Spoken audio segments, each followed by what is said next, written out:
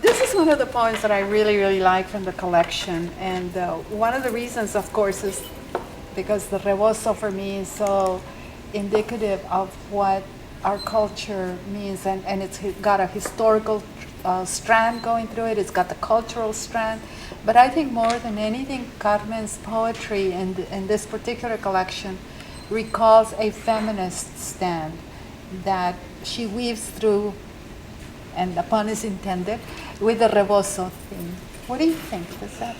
Well, I think you're absolutely right. I'm particularly intrigued by how she allows us, enables us, pulls us to see those historical trends and strands of women not only weaving but creating their own history, and from that history then continuing to create, to transform, to transition. And I think that for students that is a particularly important element that they can draw upon in their own lives, as whether they're women or not, precisely because this element that is so present in their lives as Latinas and Latinos, and they can see the women relatives, not only their mother, but aunts and grandmothers. So it holds, in many ways, it holds cultures together. Right. It seems to me. And another part of that, and I guess another significant aspect, is the way that the poetry asks questions. In this particular one, ¿Quiénes somos las mujeres del Rebozo Rojo? And in a way, she's asking a collective question for all of us to answer, and provides in her, in each stanza, she provides who we are. She gives us like guideposts to measure against, like you're saying, to see ourselves in the poem and in our history, to become part of that history as well. And I know in some of the other poems in the collection, she zeroes in on particular cultural aspects, the many uses that Rebozo has for women and has had historically. Indeed, and she grounds us, and to pick up on what you were saying, that collective element. Las mujeres del Rebozo Rojo somos todas, and so she enables us to be part of that larger whole, but also be who we are individually. And that's the feminist part of it. And that's the feminist part of it. Because she also says in that stanza, las que deseamos estirarnos, extendernos, expandirnos, so that she gives us these clues as to how we can be those mujeres. Yes, she does. And also she, the Rebozo, of course, is a metaphor for women and all of the elements.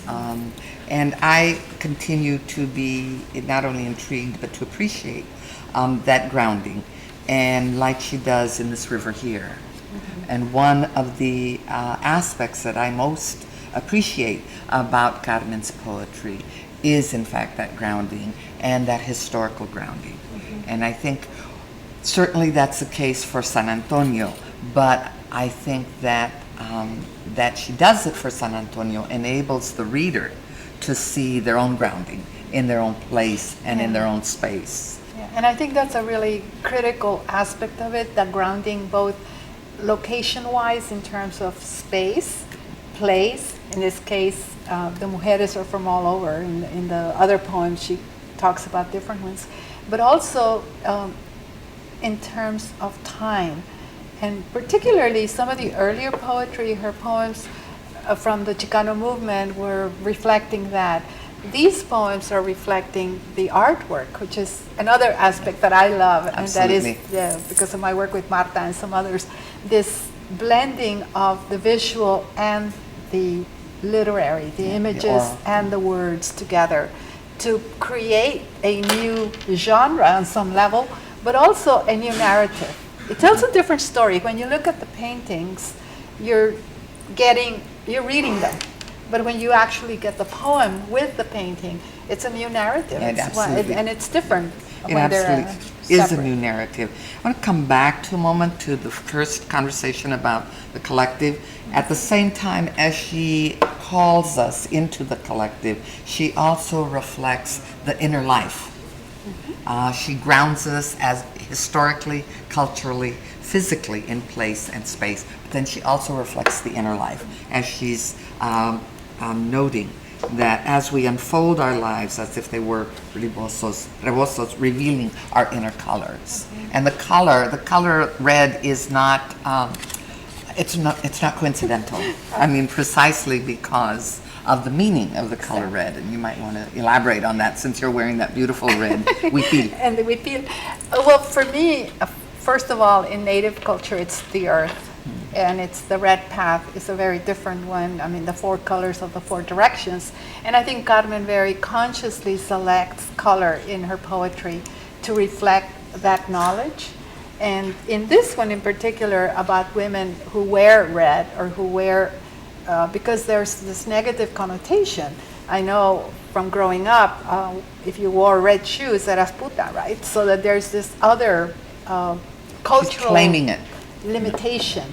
And so she's reclaiming it and making it a powerful one.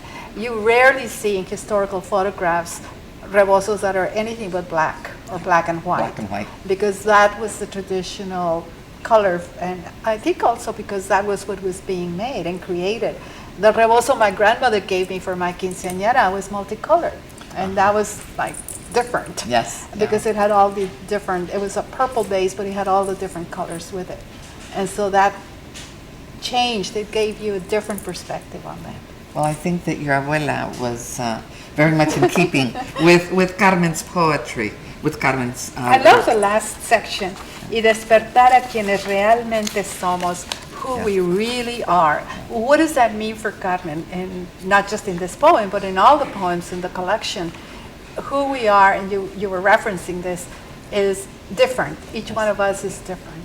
And realizing that beingness, that el ser, lo que realmente somos, is part of her guidance for getting us to that feminist knowledge that brings in the tradition, the culture, the history. And the transitions. And the transitions, the changes. And I think that that's precisely that ending stanza is so powerful, precisely because it gives us the path to go forth and to be whoever we are. And so it is a recognition of women's self-authority, power, feminist sensibilities, and feminist politics, I think.